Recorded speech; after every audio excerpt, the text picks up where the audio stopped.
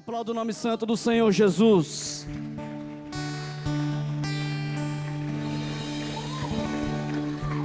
Aleluia! Isso, misture essas palmas com glória, com aleluia, com línguas estranhas. Glorifica o Todo-Poderoso. Aleluia!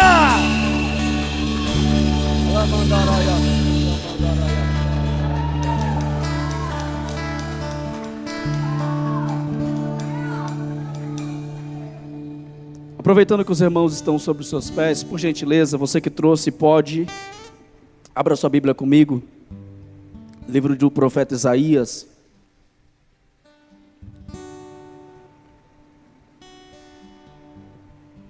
Livro do profeta Isaías, capítulo 58,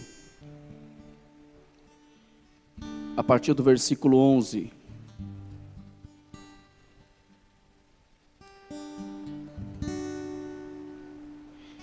Livro do profeta Isaías, capítulo 58, a partir do versículo 11. Quem encontrou, diga: estou pronto.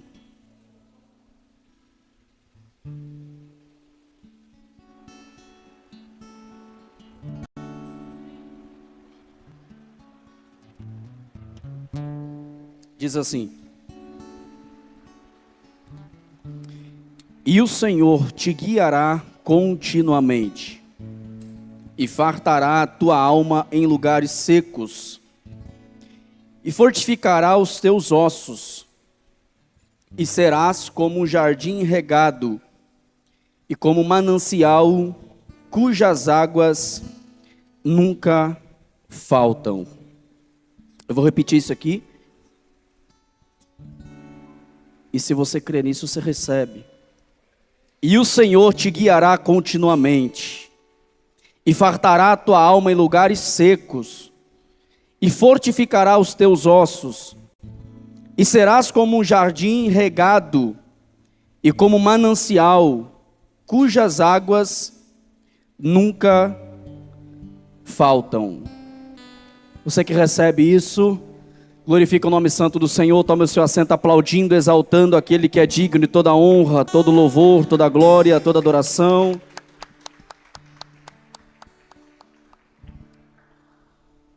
Meus irmãos, o profeta Isaías, eu acredito que você já viu várias mensagens a respeito desse livro, a respeito desse profeta, e é conhecido. A Bíblia, quando nós falamos acerca do profeta Isaías, ela nos oferece poucas informações acerca do seu nascimento, acerca do seu desenvolvimento na sua infância, a sua adolescência, a sua juventude. O livro do profeta Isaías, ele leva esse nome devido ao seu chamado profético.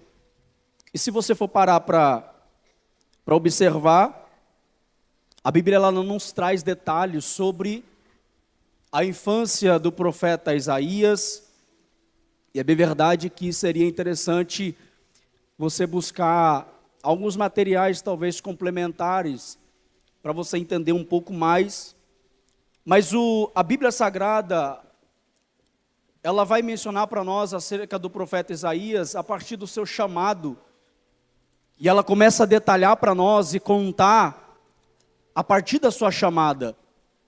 A chamada do profeta Isaías, ela ocorre no final do reinado do rei Uzias, rei de Judá, onde é um momento, um período de prosperidade, mas também de muita corrupção espiritual e moral. Isso vem crescendo, isso vem aumentando, embora o reinado fosse um reinado de prosperidade, mas a situação espiritual do povo não está agradando os olhos de Deus, não está agradando os olhos do Pai. E aí você vai ver, a partir do capítulo 6, aonde Deus, ele chama o profeta Isaías. Isaías tem um primeiro encontro, no capítulo 6, a partir do capítulo 6 é onde acontece a chamada do profeta Isaías. E é um capítulo muito conhecido, porque vai falar acerca da visão, e uma visão muito famosa, muito conhecida. Então, se você ler a partir do versículo 1, do capítulo 6, do versículo 1, ele inicia dizendo, no ano em que morreu o rei Uzias, e ali ele começa contando acerca dessa visão. E ele vai falar dos serafins, ele vai falar de cada um com 6 asas, com 2 cobriam o rosto, com 2 cobriam os pés, com 2 voavam. Esses seres angelicais, eles proclamavam continuamente: Santo, Santo, Santo, Santo, Santo. Isso é conhecido, isso você conhece. E aí existe uma reação, lá no capítulo 6 ainda, no versículo 5, a reação do profeta Isaías mediante a esse cenário, a essa visão. A Bíblia fala para nós que Isaías, ele olha e diz assim: ai de mim, estou perdido, porque sou um homem impuro e de impuros lábios. Então Isaías, diante disso, ele reconhece a grandeza do Deus Todo-Poderoso, a sua chamada.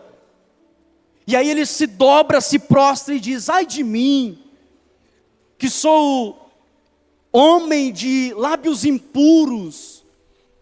E aí lá no versículo 6 e 7, existe uma resposta para Isaías, e a resposta é essa: eis que isto tocou os teus lábios, a tua iniquidade foi tirada, e o teu pecado perdoado. Isso aqui é um ato é como se fosse um selo, é uma assinatura da sua chamada. É Deus selando a sua chamada. E lá no versículo 8, a partir do versículo 8, após essa purificação, aí ele diz assim, aí Deus diz assim: a quem enviarei?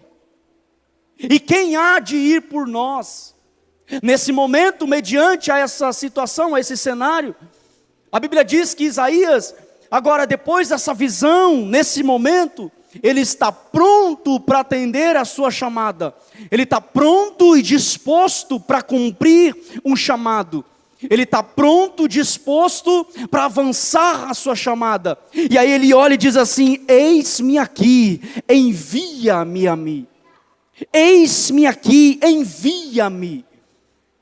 Ele está dizendo: estou pronto.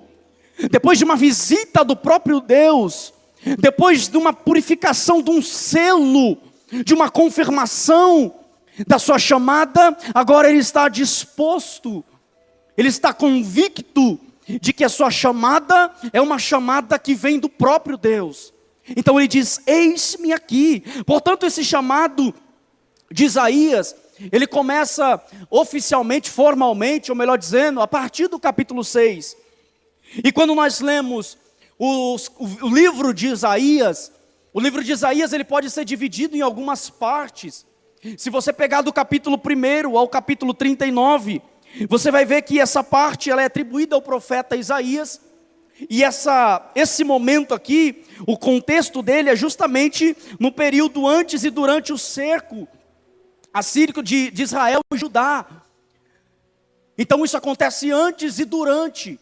Se você for pegar a partir do capítulo 40 e o capítulo 55, uma segunda sessão, seguindo nessa ideia, nesse viés, essa divisão do livro do profeta Isaías, dividindo dessa forma, a partir do capítulo 40 até o 55, nós vamos ver uma outra sessão. Esse aqui é exatamente o período do exílio babilônico. Então se dá nesse momento o terceiro momento, a terceira sessão, que inclusive o contexto de Isaías 58 faz parte, é a partir do capítulo 56 ao 66. Então, do capítulo 56 ao 66, foi o momento onde esse momento foi escrito, exatamente após o retorno do povo. E nesse momento que o povo está retornando, depois de muito tempo, muitos anos, Quando eles retornam, embora seja um momento de felicidade, um momento de estamos de volta, um momento de alegria, um momento de estamos de volta para a nossa terra, vamos voltar, no mesmo momento é um momento desafiador. O povo está enfrentando um momento de muito desafio, porque nós estamos falando de uma Jerusalém que já não é como antes. Nós estamos falando de um momento de uma cidade que foi sitiada, foi destruída, os muros derrubados, destruídos, e esse momento aqui é um momento que exige trabalho duro, é um momento que exige reconstrução. Então, embora o povo está feliz, o povo está contente, mas também é um momento de muito desafio. É um momento em que eles estão voltando e quem sabe olhando e pensando, alguns anos atrás, nós tínhamos as nossas plantações, alguns anos atrás, nós saímos e deixamos, nós tínhamos uma cidade linda, maravilhosa, nós tínhamos os muros, nós tínhamos uma cidade cercada, que chamava atenção, agora estamos retornando depois do exílio, e olha como encontramos a nossa cidade, já não existe mais os muros, já não existe mais os portões, já não existe mais nada, e quem sabe para muitos ali, esse é um momento muito desafiador a ponto de, será mesmo que vale a pena eu voltar? Será mesmo que vale a pena recomeçarmos aqui? Porque isso aqui trata-se de um recomeço, mas eu entendo e aprendo lendo isso aqui, que Deus, Ele sempre dá um jeito, quando a nação, quando o povo, por algum motivo se afasta da presença de Deus, sai do lugar de onde nunca deveria ser saído, Deus Ele dá um jeito, Ele cria uma situação, para trazer a criatura de volta, ao lugar de onde nunca deveria ter saído. Quem sabe, Deus está falando com alguém essa noite, que você está olhando, e talvez está pensando, por que isso, por que aquilo, por que aconteceu, e você ainda não entendeu que Deus está criando situações para não perder você. Para não perder você, Deus vai fazer você perder muita coisa. Para não perder você, Deus vai fazer você abrir mão de muita coisa. Eu não entendi, Felipe, lá vai. Deus está dizendo para não perder você. Eu sou capaz de fechar uma porta que você muito ama, para não perder você. Eu sou capaz de fechar as portas daquele relacionamento, para não perder você. Eu sou capaz de fazer o que for preciso, mas se eu tenho uma promessa, se tem um chamado, eu não vou te perder. Aleluia! O que acontece aqui é exatamente isso. Então a sociedade judaica, ela está nesse exato momento, enfrentando um momento de desafio, de retorno, de reconstrução. E aí o livro do profeta Isaías, o capítulo 58, ele é escrito justamente para fazer uma denúncia à hipocrisia da religião. O capítulo 58, ele é escrito para onde ele traz uma advertência, onde ele expressa como Deus está indignado, não está contente, não está feliz com aquilo. E aí esse capítulo 58 nós podemos dividir em duas partes. É interessante porque se você ler o capítulo 58 até o versículo 10, você vai ver uma parte. A partir do versículo 10, versículo 11 em diante, você vai ver uma outra fase, um outro tom. No capítulo 58, versículo 1 até o versículo 10, você vai ver o próprio Deus repreendendo, chamando a atenção, porque ele não está contente. Então ele levanta o profeta Isaías para fazer uma denúncia, para chamar a atenção daquela nação, porque eles não estão contentes. Aí você lê o capítulo 58 e você fala, mas o povo nesse momento, Felipe, ele está fazendo sacrifício. Sim, estava fazendo sacrifício. O povo, ele estava jejuando nesse momento. Mas esse sacrifício, esse jejum, nada mais é do que para ostentar. Então o povo, ele está jejuando, ele está fazendo os sacrifícios, mas esse sacrifício é para se amostrar. Ou seja, eu estou fazendo um jejum, um sacrifício, para ver se Deus me abençoa através disso. Ou seja, é totalmente interesse naquilo que de fato Deus pode fazer. e não um envolvimento sério. E aí o capítulo 58, através do profeta Isaías, ele é escrito justamente para trazer uma repreensão. Só que do versículo 1 até o versículo 10, você vai perceber que existe essa repreensão.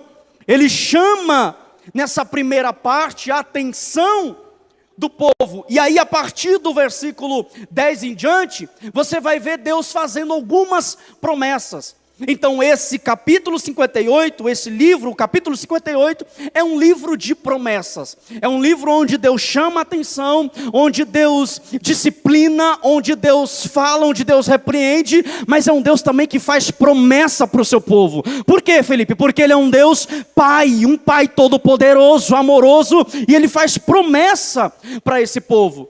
E aí, a partir do versículo 10, nós vamos ver Deus fazendo algumas promessas. E quando você olha a partir do versículo 10, a partir do versículo 11, ainda no versículo 10, existe algo que nos chama a atenção. Porque é como se fosse uma condicional. Você vai perceber ele dizendo assim: se, então, o que ele está fazendo, o que ele está dizendo é mais ou menos isso. Se fizeres isso, então, se ficarem assim, então, o que ele está falando é: se vocês mudarem o seu posicionamento, então. E aí, esse detalhe aqui é importante destacar: o se, o então. Porque, irmãos, quem já é pai, embora o meu ainda uns 7 meses, mas quem já tem filho um pouquinho mais, uma idade um pouco mais avançada, né, que já entende das coisas, e aí você usa muitas das vezes isso. Eu lembro quando eu era criança, o meu pai às vezes chegava para mim e falava: se você fica quieto na igreja, aí então o pai faz isso, isso, isso. Quantas das vezes?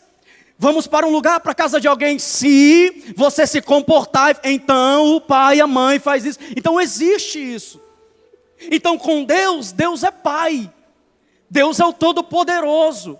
E aí ele traz uma repreensão ao povo, ele traz uma repreensão a partir do versículo 1 até o versículo 10, chama a atenção, repreende, mas aí ao mesmo momento ele diz: se então, se mudares o posicionamento, então, se mudares a conduta, então, se fizeres isso, então, o que ele está mostrando para nós é mais ou menos isso.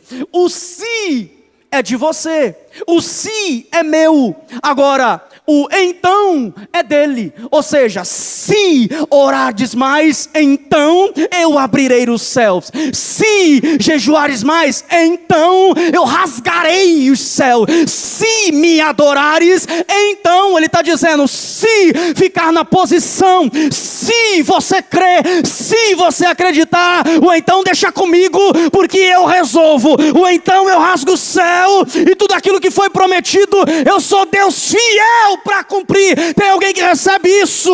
Abra sua boca, levanta as mãos e adore o nome santo daquele que vive e reina. Aleluia! É uma condicional. Aí olha que interessante, ele diz exatamente assim no versículo 10: e se abrires a tua alma ao faminto, e fartares a tua alma aflita, então a luz nascerá nas trevas, e a tua escuridão será como meio-dia. O se é comigo, então deixa com ele. O se é comigo, então deixa com ele. Diante dessa plataforma, eu quero destacar 5 promessas do capítulo 58 de Isaías.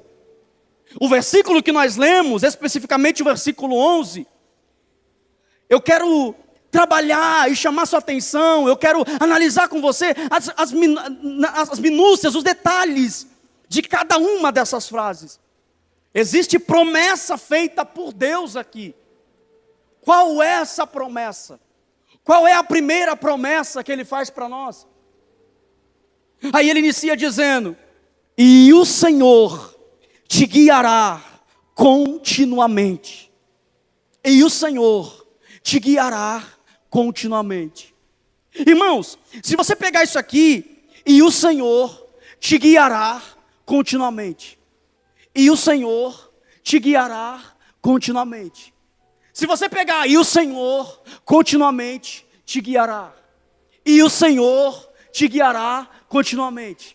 Te guiará continuamente o Senhor. Te guiará, Michele, o Senhor continuamente. Felipe, eu não entendi, o que é isso? Isso aqui se eu for de trás para frente, de frente para trás, de um lado para o outro, da esquerda para a direita, é a mesma coisa. Se o Senhor te guiará continuamente te guiará o Senhor. Aí fora tem um ditado que diz que para o seu dia dar certo, você precisa levantar com o pé direito. Para o seu dia dar certo e as coisas saírem como você gostaria, você precisa acordar com o pé direito. Deixa eu te falar, com nós não funciona assim não. Com nós que tem promessa, você pode levantar de cabeça para baixo. A promessa, ela te acompanha. Tem alguém que tem promessa aí? Dá um sinal, glorifica Ele, deixa eu ver.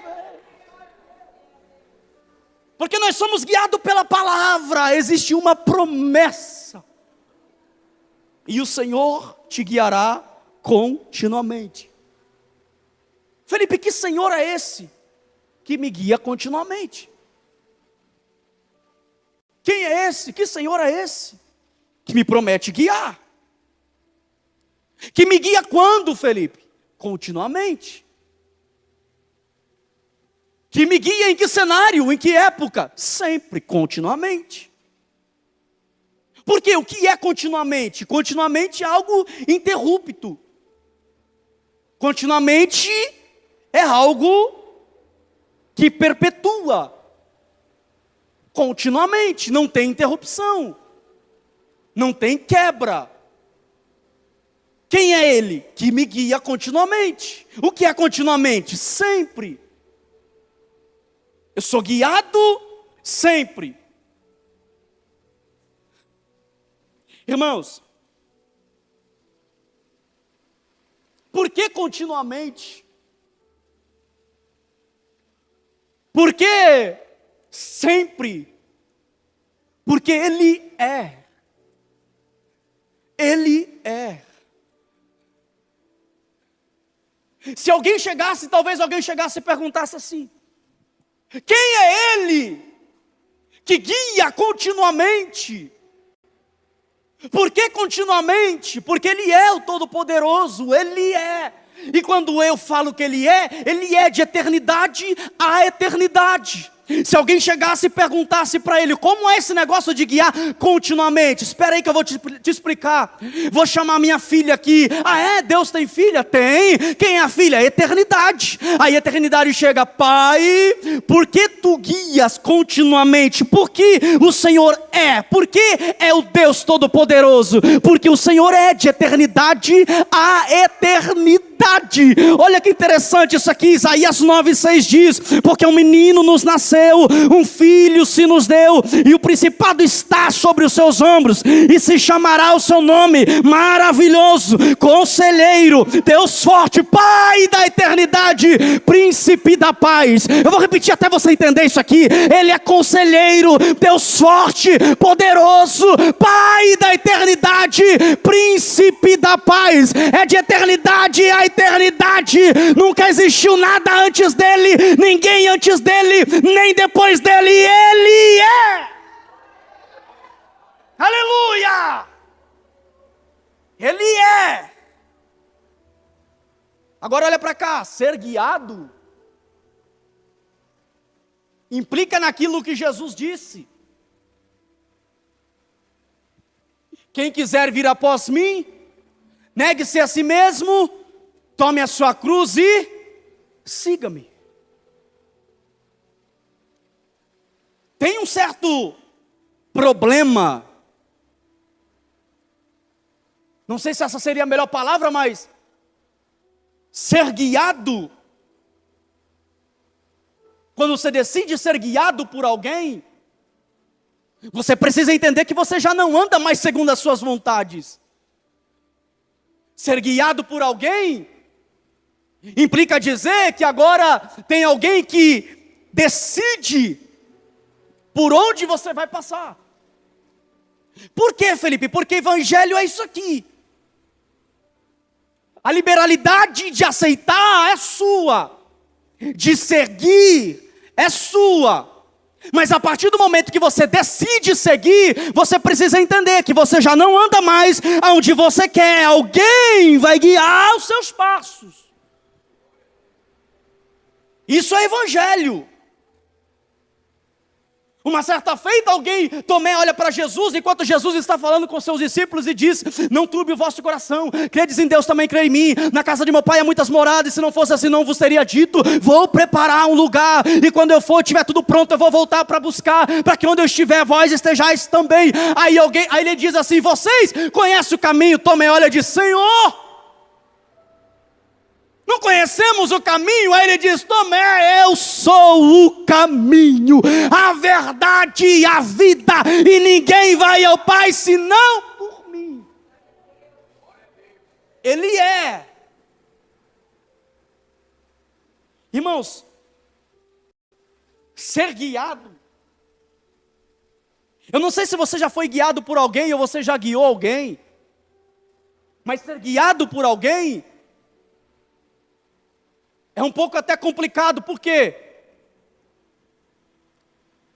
Porque você precisa manter os olhos fixos, focado em quem você está seguindo. Porque se você perder o foco, perder a sua visão, logo a pessoa se foi. Imagina, eu já tive que seguir alguém, e algumas vezes, de alguém me acompanhar em um determinado local, e eu com o carro precisar seguir essa pessoa, e é mais complicado, porque enquanto você está seguindo, de repente a pessoa corre demais, aí às vezes ela passa no sinal, não dá tempo, laranja, vermelho, fechou, você fica, lá se foi, e aí você pensa assim: agora, para onde? Direita, esquerda, seguiu, parou? Só que, se você perde de vista, se você perde a visão, você se complica, você fica desviado, desnorteado, sem direção, você não sabe para onde ir.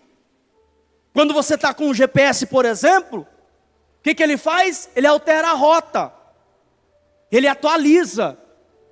Se você está seguindo alguém, não tem como fazer isso. Você perde de vista, e aí você fica meio desorientado. Eu não sei se você entende isso, mas eu sinto que Deus marcou essa noite, abriu os céus para falar com alguém que está mais ou menos assim, meio desorientado, meio desnorteado, não sabe o que fazer. Aí ele chega numa terça-feira profética, a primeira do mês de outubro, para dizer para você: segue-me, segue-me, porque quando você me segue, você passa por onde eu passo. Se você me acompanha, você pisa onde eu piso, e eu garanto a tua chegada. Agora, quando você segue alguém, o bom de você seguir alguém, ser guiado por alguém, é que esse alguém já passou. Você vai passar por um lugar que esse alguém já passou, que esse alguém já conhece. Quando você segue alguém, você vai passar justamente por lugares que esse alguém já passou. Você está o acompanhando. Ele conhece o trajeto, conhece o caminho. Em cada passo que ele dá, você está dando os seus passos. Você está seguindo exatamente, sendo guiado exatamente por alguém que conhece essa trajetória. Exatamente por alguém que sabe onde está pisando. O que Deus está dizendo para alguém essa noite é: pisa onde eu piso e você vai chegar onde eu chego. Pisa onde eu piso que eu garanto a sua chegada. Felipe, mas isso é só aqui? Não. Vai pisando onde eu piso, entrando onde eu entro, e você vai chegar onde eu vou chegar. Vai caminhando aonde eu caminho, pisando onde eu piso, e eu garanto a sua chegada ao lado do Pai. Eu garanto a sua chegada lá. Isso é ser guiado.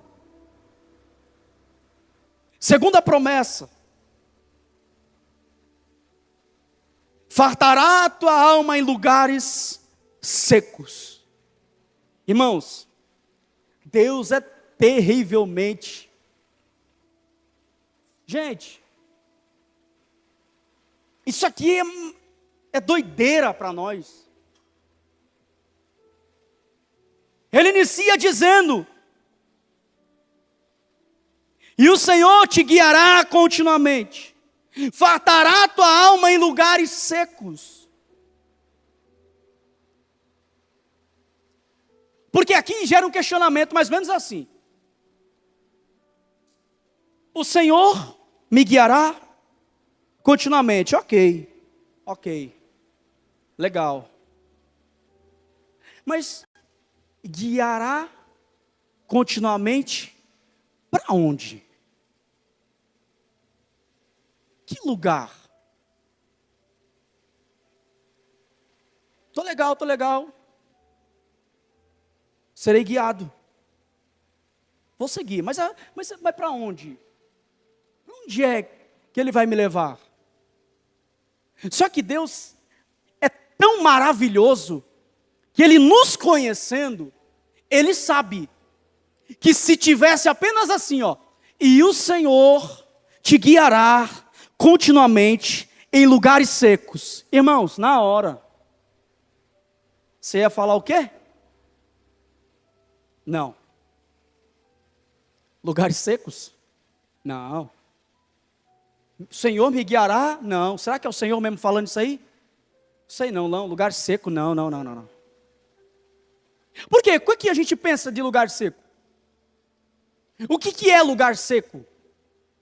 Lugar seco é prova. Vamos configurar para nós isso aqui? Prova, luta, dores, enfermidades, desemprego, escassez, luto, lugares secos. Então, se ele chega e simplesmente fala: e o Senhor te guiará continuamente em lugares secos. Só que aí, antes de ele falar em lugares secos, ele coloca: e fartará a tua alma.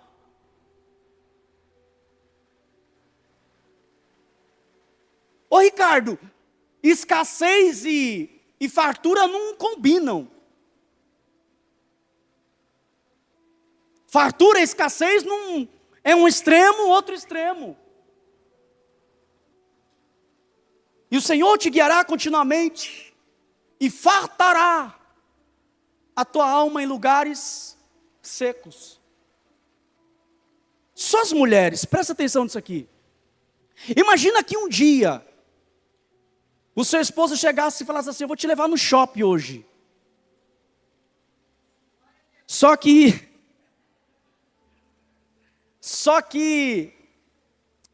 aí você olhasse e percebesse que ele está um pouco meio cabisbaixo. E aí ele falasse assim: eu quero te levar no shopping hoje. Mas eu só estou com 10 mil reais em dinheiro aqui. Eu só tenho 10 mil reais em dinheiro. Mas eu tenho outro cartão aqui que tem 5 mil de saldo. Irmão, isso aqui é profético, tem gente recebendo aqui. Irmãos, a sua esposa com certeza, ela ia olhar, ficar feliz. Vamos lá. Aí você ia fazer o seguinte: você ia pegar e levar ela no shopping, e você ia lá na seção, no andar de bolsas e sandálias.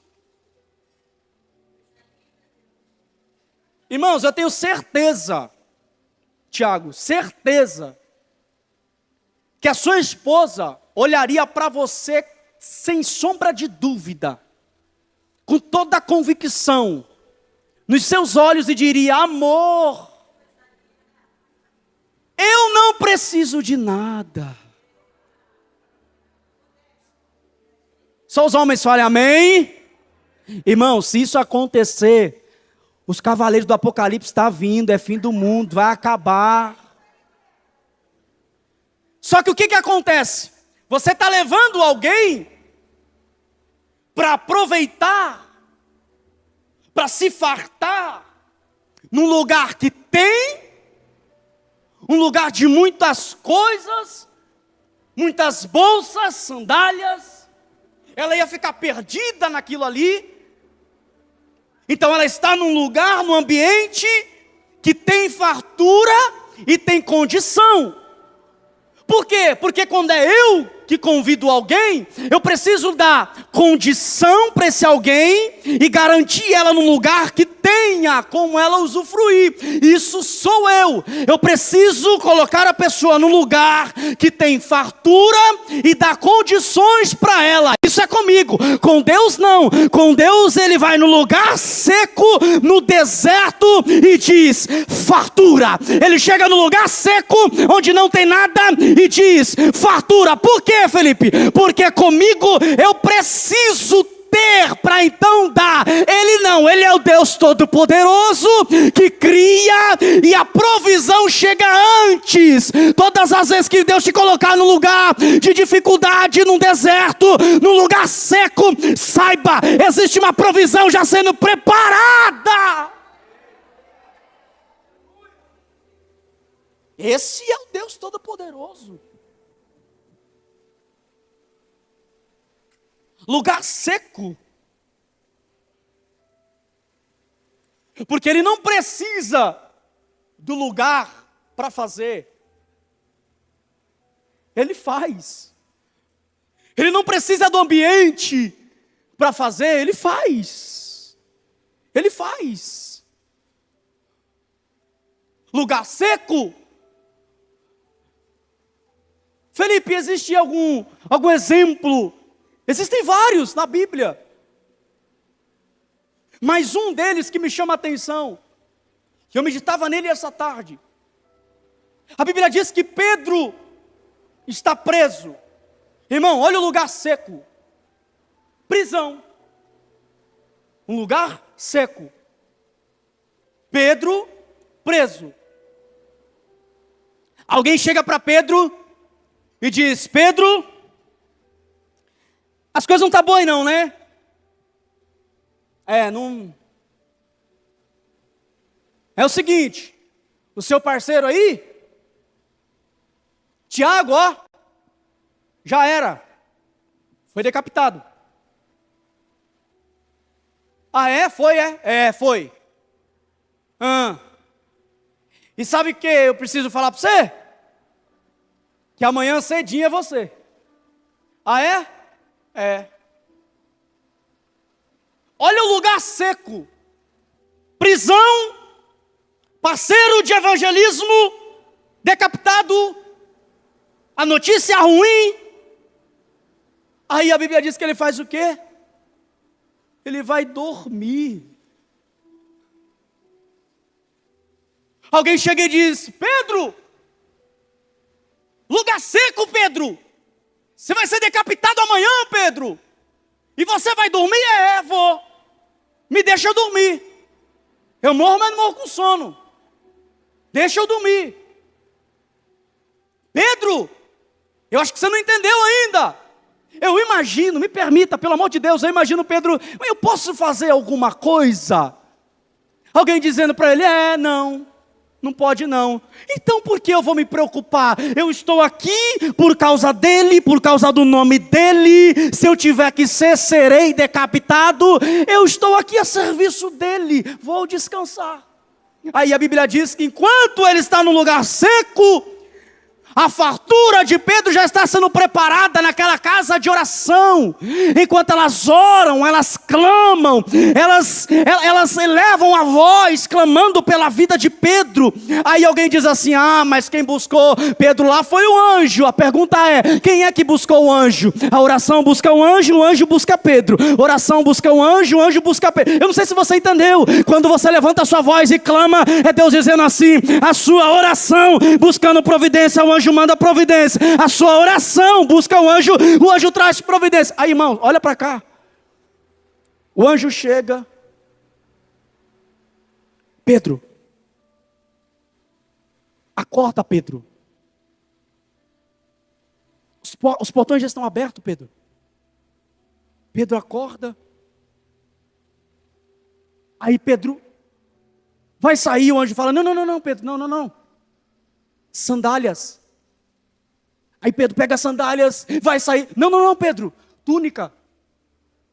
Irmãos, eu fiquei pensando, que anjo é esse, cheio de toque? Não tinha outro anjo para mandar, não? Por quê? Cá entre nós, irmão, você está preso. Tudo que todo mundo preso quer, e se vê os portões abertos, é o quê? Fugir, sair fora. Eu vou pensar em sandália, vou pensar em túnica.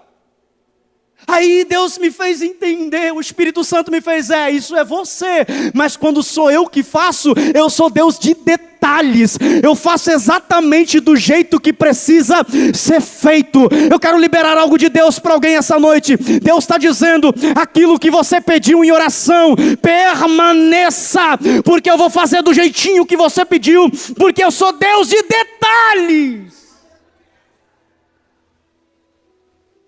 Lugares secos. Existem pessoas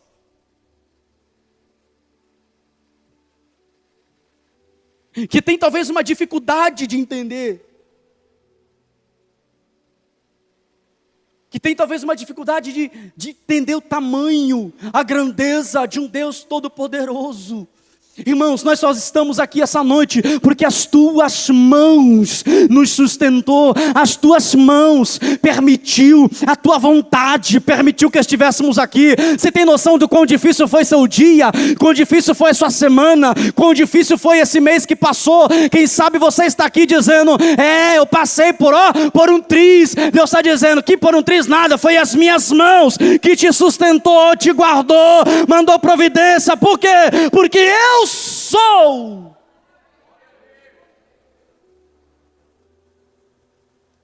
Terceira promessa.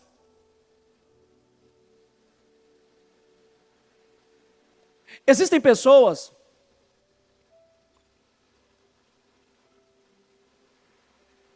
que não vivem a promessa de Deus. Existem pessoas que têm promessa, Deus fala, e fala, vem no culto de terça, Deus fala, vem no culto de domingo, Deus fala, e Deus vai falando, vai falando. Essa pessoa ela vai recebendo. Mas aí olha o que acontece. Porque é que existem promessas, tem pessoas que não conseguem viver as promessas de Deus. Quem sabe você já se questionou isso. Por que é que tem pessoas que não conseguem viver as promessas de Deus? Parece que as promessas de Deus se cumprem algumas e algumas não. Por quê? Pensa comigo nessa ideia aqui. Imagina um sistema eletrônico de correios, sistema de correio. O que é que acontece? A carta sai, ela tem um destinatário. Aí o que é que acontece? Quando sai, vai ao endereço, não encontra a pessoa lá, ela volta para o remetente, informando que não encontrou o remetente lá. O destinatário. Não tinha ninguém para receber. Irmãos, para facilitar, imagina isso aqui. Por que é que algumas pessoas não recebem, não vivem as promessas de Deus? Imagina você num culto de terça-feira, num culto de domingo. Enquanto você está aqui, existem palavras sendo liberadas, palavras proféticas sendo liberadas. Enquanto existem palavras sendo liberadas, Deus está liberando, Deus está dizendo, eu vou fazer. Enquanto Ele está dizendo isso, tem um anjo arquivando e marcando e dizendo. Aí Deus olha e diz assim, fulano, que mora lá naquele endereço. Aí o anjo, qual é o endereço? Lá no endereço da santidade, casa da oração, lá no bairro da Vigilância. Tá bom, arquiva. Fulano que mora, tá arquivando. Aí 1 ano depois, 2 anos depois, Deus olha e diz assim: anjo, pois não, senhor, vou cumprir. Vai cumprir? É na vida de quem? Vou cumprir. Pega lá, aquela promessa lá que está arquivada lá. Pega lá e traz para mim, vou cumprir. Quem é? É o fulano, é o irmão João, que mora lá na rua da Santidade, número Vigilância, bairro da Bondade, casa da oração. Esse endereço mesmo é, pode descer lá, anjo. Vai lá e cumpre exatamente do jeito que eu falei. Aí o anjo desce, quando desce, bate lá, já não encontra mais quem estava na casa da oração. Já não encontra mais quem estava no endereço do jejum.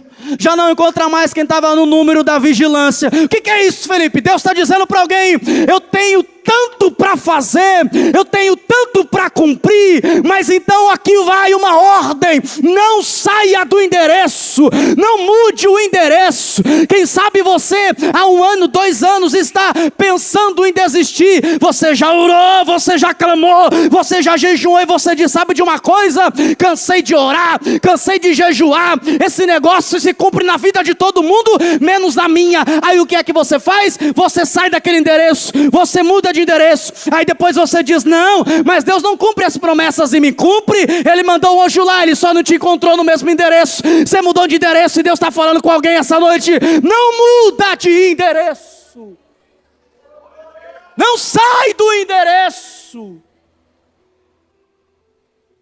Mudança de endereço compromete aquilo que Deus tem para a sua vida. Por isso que tem pessoas que vivem as promessas de Deus, outras não vivem, não se cumprem. Mudança de endereço. Terceira promessa. Um outro motivo exatamente pelo qual muitas pessoas não vivem as promessas de Deus.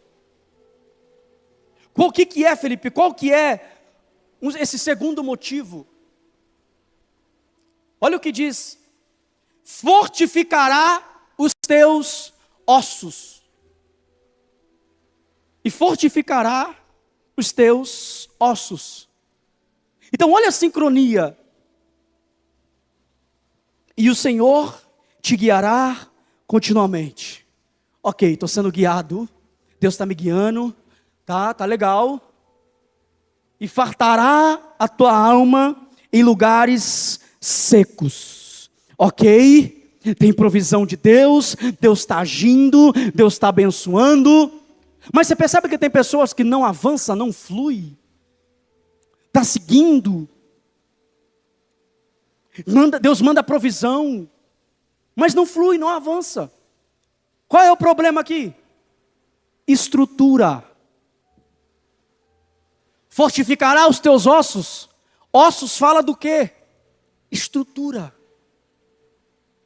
O que é que segura, que sustenta esse corpo aqui? Os ossos, o esqueleto, estrutura.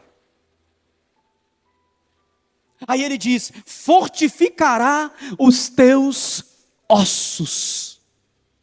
E fortificará os teus ossos.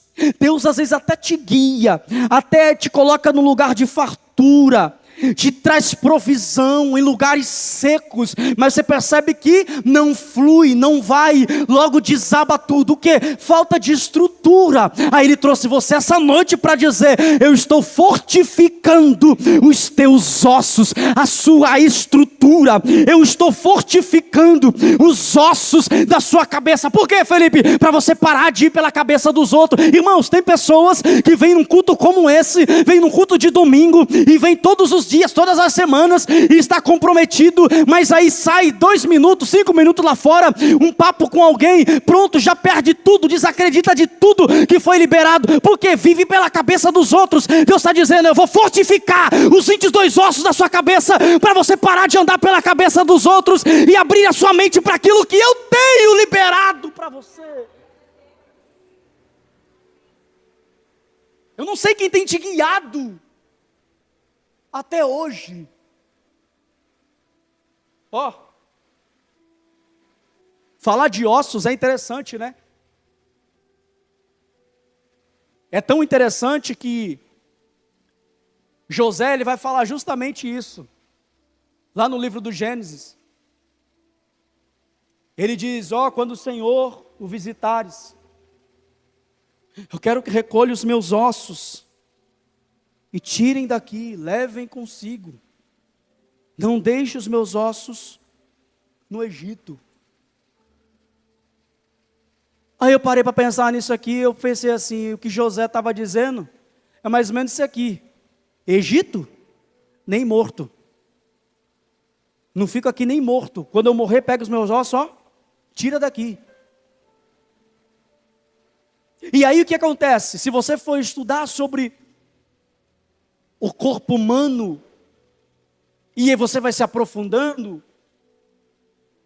você vai perceber que existem algumas doenças que vão enfraquecendo os ossos, deixando os ossos fracos.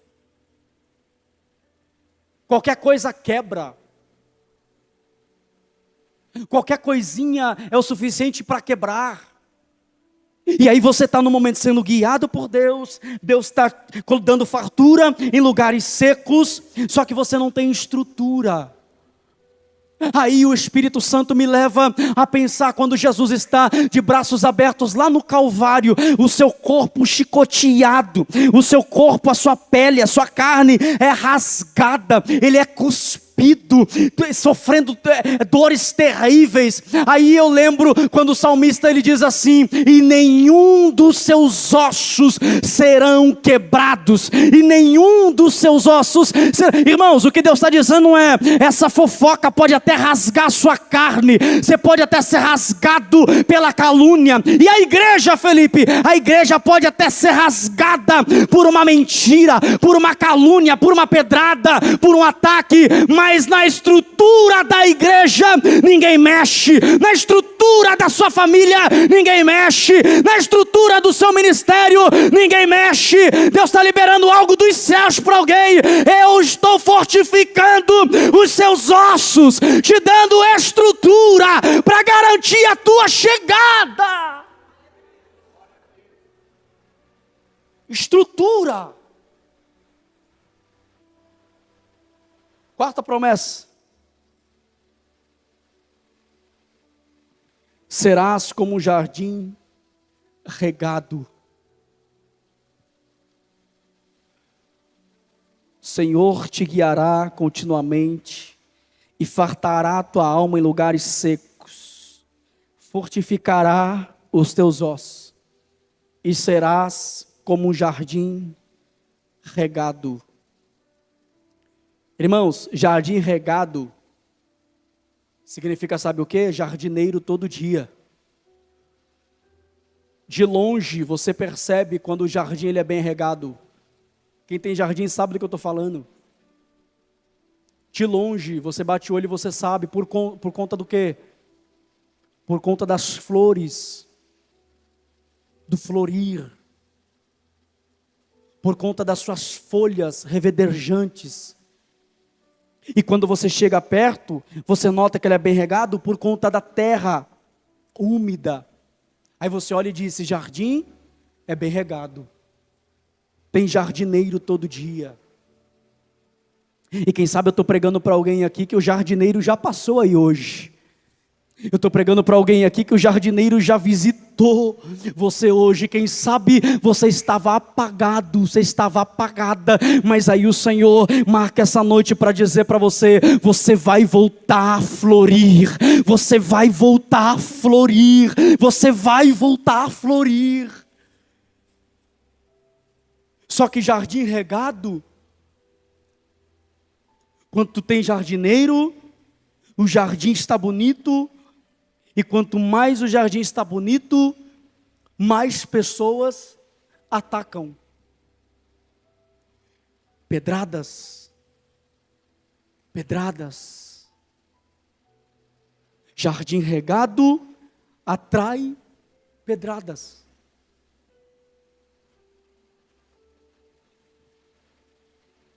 Só que enquanto você está sendo apedrejado, existe um aroma que sai. Existem pessoas que sentem esse aroma saindo. Sabe aqueles dias que você estava na cozinha enquanto você lavava a louça e você, sem conseguir, em lágrimas, começou a entoar um hino e você disse: meu jardim está tão apagado, e Deus estava dizendo: não, pelo contrário, você acha que é só um hino que você está cantando, mas existia um aroma saindo e alcançando o vizinho, a vizinha. Existem pessoas sendo impactadas e Ele está dizendo para você: o jardineiro vai visitar seu jardim hoje e você vai voltar a florir. Quinta e última promessa, nós encerramos. Serás como manancial, cujas águas nunca faltam. Gente, isso aqui é maravilhoso. Ô Fábio, e o Senhor te guiará continuamente. Fartará a tua alma em lugares secos. Fortificará os teus ossos. Ó. E serás como um jardim regado. Serás como um manancial, cujas águas nunca faltam. Irmãos, falar de manancial não é falar de torneira. Torneira é controlada pelo dono. Torneira, eu abro e fecho a hora que eu quero. Torneira, se alguém chegar e pedir água para mim, eu sou o dono, eu posso falar não. Na torneira aqui não. Você pode chegar e alguém falar: não, aqui não. Manancial não. A torneira ela fecha pela vontade do dono. Manancial não. Manancial, quanto mais jorra, mais jorra. Quanto mais jorra, mais jorra. Quanto mais jorra, mais jorra. E olha que interessante, esse processo da natureza. Porque onde a natureza resolveu estourar um manancial, existe uma lei de proteção, chamada APP. Área de preservação permanente. Então, no lugar onde a natureza resolveu estourar um manancial, existe uma lei. Área de preservação permanente. Aí isso me leva, sabe o quê? Alguém chegando lá para Isaac e dizendo: Isaac, achamos um poço.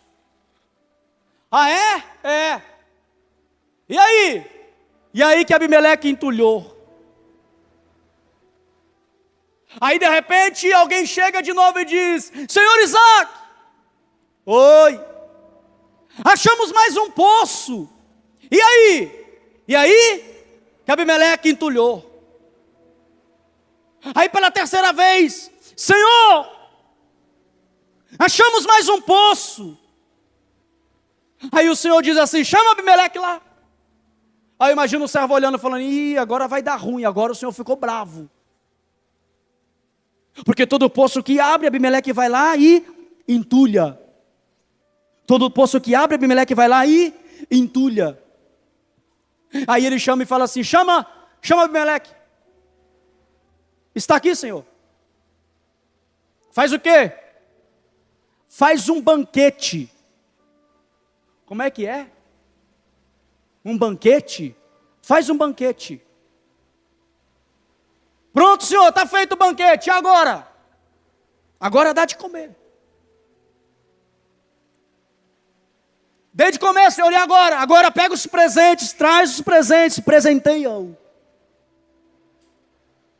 Senhor, mas é alguém que entulhou poços que foram encontrados.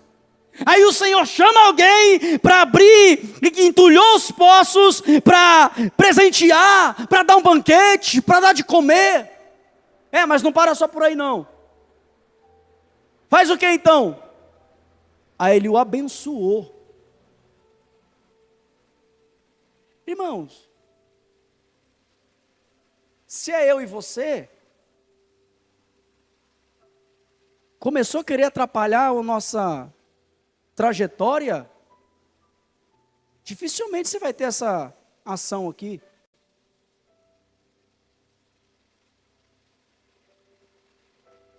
Porque não somos nós. Então isso aqui leva a alguns questionamentos. Por que disso? Entulhou primeiro poço, entulhou segundo poço. Aí vem o Senhor e diz para montar um banquete, para servir, para dar de comer, presentear. E o Senhor o abençoa.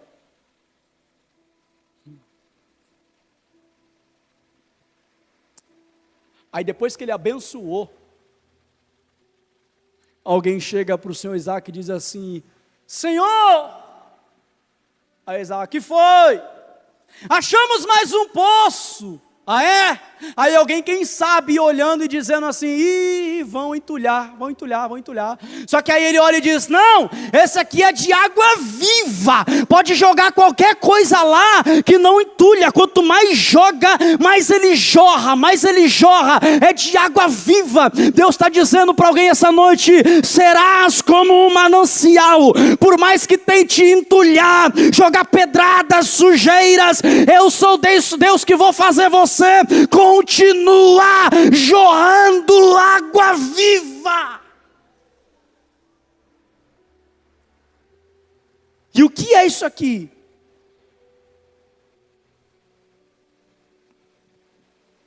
E Deus chama a gente para uma reflexão.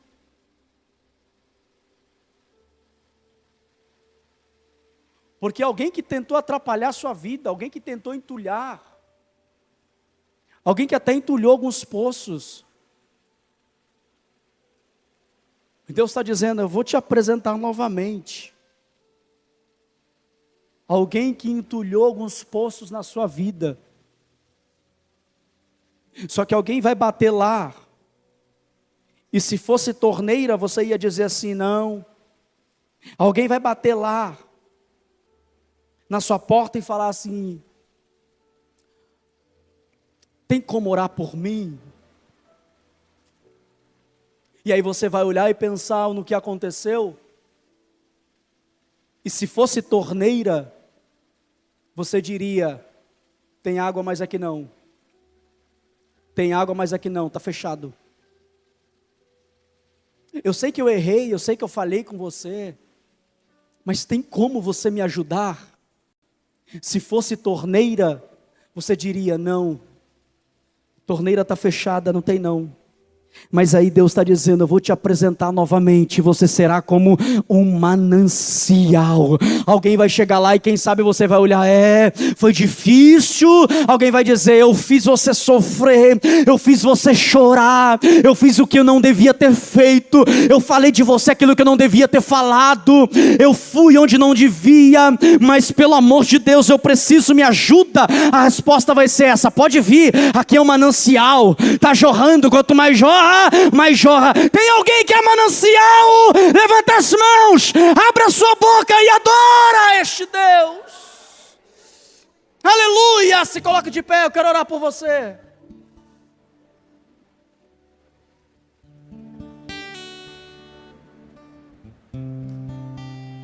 Manancial.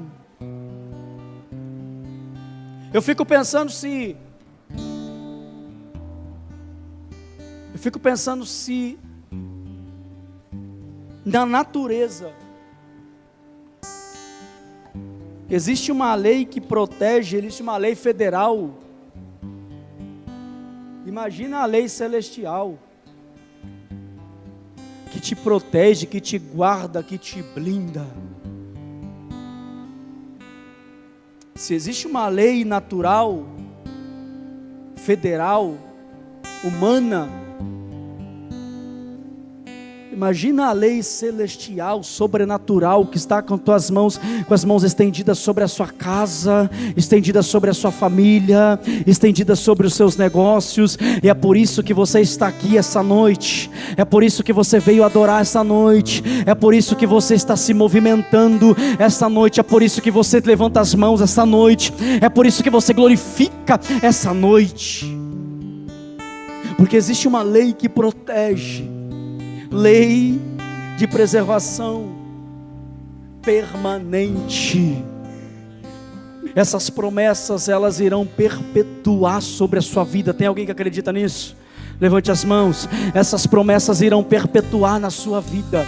Essas promessas vão perpetuar na sua vida. Deus está dizendo: se você não sair do endereço, então todas as coisas serão cumpridas. Se você não sair da posição, se você não sair do endereço, então tudo aquilo que eu prometi, eu vou cumprir. Felipe, mas e o tempo? Deixa que eu sou dono do tempo, eu controlo o tempo, eu mando no tempo, eu sou antes e depois, eu sou o princípio e o fim, eu sou o que sou, e por ser quem eu sou, eu falo, não minto, não me arrependo, eu não esqueço, e se eu falei, eu vou cumprir. Fecha os seus olhos, eu quero orar por você essa noite. Deus, em nome de Jesus, a tua palavra foi ministrada aos nossos corações, Pai.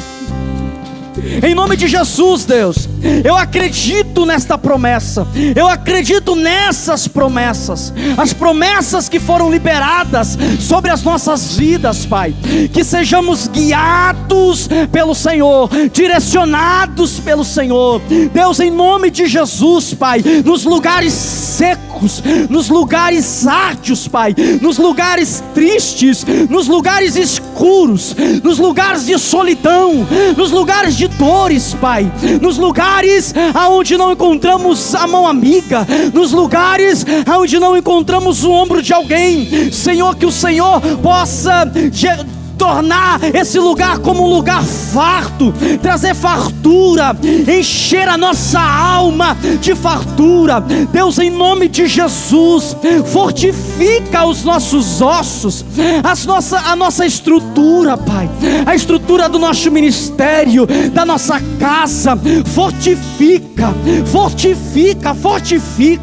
em nome de Jesus. Nós tomamos posse, Senhor, jardim que estão apagados, jardim, ó Pai, que estavam já distantes, que o jardineiro visite essa noite, que o jardineiro possa regar o jardim essa noite, Senhor, que sejamos como manancial, que nós venhamos não reter, ó Pai, aquilo que o Senhor nos entregou, mas que venhamos transbordar, jorrar, e através das nossas vidas, pessoas sejam edificadas, pessoas sejam abençoadas, pessoas sejam transformadas. Eu creio e recebo esta palavra, eu creio e recebo essas promessas, e prometo, Senhor, não prometo ser fiel, não prometo nunca mais falhar, não prometemos nunca mais pecar, porque se fizéssemos isso, já estaríamos pecando, já estaríamos falhando, porque falhamos todos os dias. Mas Deus, em nome de Jesus, que as tuas mãos que nos guia, que as tuas mãos que nos blinda, que nos protege, permaneça estendida, nos dando graça, fortalecendo, fortificando os nossos ossos, para que, Senhor, cada dia possamos ser mais e mais parecidos com o Senhor, que a cada dia sejamos mais e mais parecidos com o Senhor, e que nada venha atrapalhar, impedir e bloquear, comprometer aquilo que o Senhor preparou para nós. Eu creio nesta palavra, eu creio nessas promessas, eu recebo sobre a minha vida. E se você acredita e recebe isso, glorifica e aplauda o nome santo do Senhor, o Todo-Poderoso.